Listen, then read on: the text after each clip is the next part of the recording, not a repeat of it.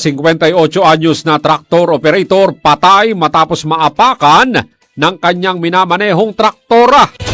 Katropa natin sa balita, Era Espinosa ng XFM Iloilo. Dead on arrival sa ospital ang 58 taong gulang na lalaki matapos na apakan ng kanyang minamanehong traktora sa barangay Paga, San Enrique, Iloilo. Ang nasabing lalaki ang kinilala kay alias Danny. Pinarking ni Danny ang kanyang minamanehong traktora na may hinahatak na trailer upang magkarga sana ng abono. Napansin nitong unti-unting bumababa ang traktora, rason na agad sana itong aakyat dito upang apakan ng preno, ngunit siya'y nadulas at naipit nito. Sinikap pang dalhin ang lalaki sa ospital, ngunit namatay. Samantala, naniniwala naman ang pamilya nitong walang foul play sa nangyari. Mula dito sa XFM 100.7 Iloilo, para sa nagkakaisang Pilipino sa Pilipinas, ito si Katropang Era Espinosa, XFM News.